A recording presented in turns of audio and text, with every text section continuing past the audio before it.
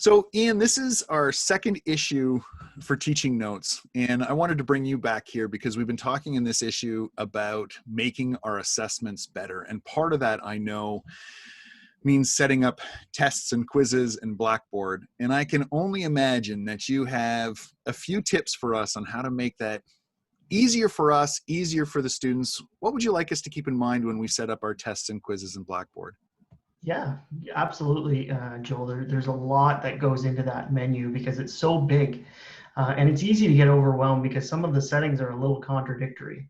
So I think what I'm going to do is I'm going to share my screen, and what I've done is I've gone into my sandbox and I've brought up that test options page, and I want to give you a few tips to sort of show you how you can make your tests a little bit resilient. Sorry, Joel. Yeah, no, sorry. When you say the test options page, you mean you click through the left-hand navigation menu to get there? Right, so I went to my test that's deployed here and I just did edit the test options. Great.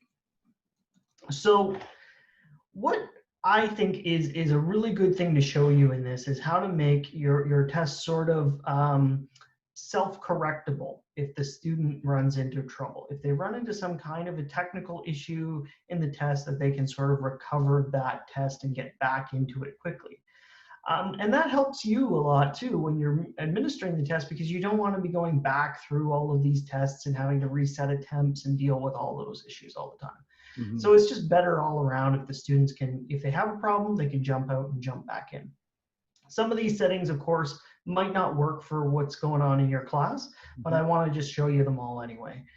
The first thing that we always recommend here is don't turn on that, oh, I'm sorry, I jumped around there. Don't turn on this force completion option that we've put this language in here. Because what it does is if the student has any browser issue or any kind of a computer issue during the test closes and it submits itself. And then you can only give the student a fresh attempt. They can't go back and jump back into that test session. So that's one to always keep your eye out for. The next option that I think is kind of helpful here is setting the timer, but thinking about whether you want to leave this auto submit off or not. If you turn it off, the student, if they go over the time, they're allowed to continue, but the system will tell you what questions were changed after the timer expired.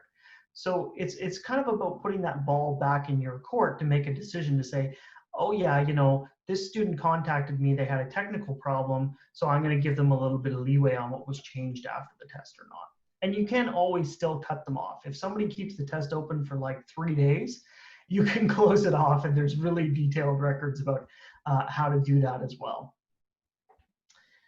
And then lastly, I think the one thing that I would make about test presentation down here is thinking about putting the test all on one page rather than one at a time.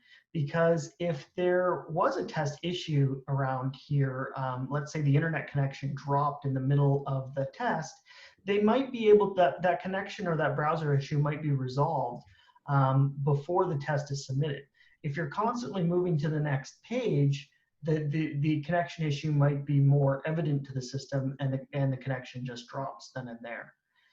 So that's something to think about as far as sort of keeping your test able to be recovered by the student, which helps just everybody overall.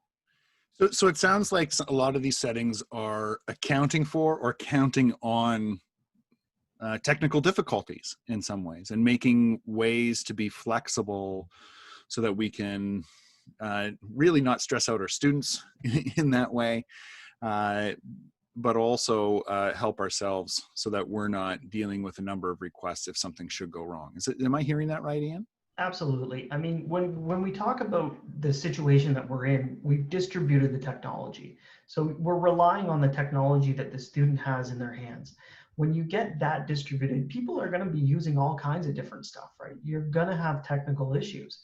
The choice that we have is how we manage those issues, whether we make it easy to resolve them themselves, or we have to go sort of the other end sometimes to be anticipating those types of problems and knowing how to fix them when they do come up. Not on a technical level, but just from the standpoint of managing the class, right? Mhm. So you can recover those things and get back to the curriculum a lot faster. One other question I had, because it came up a couple times as you were talking, you were mentioning browsers. Uh, does IT recommend students use a particular browser, especially for a testing situation?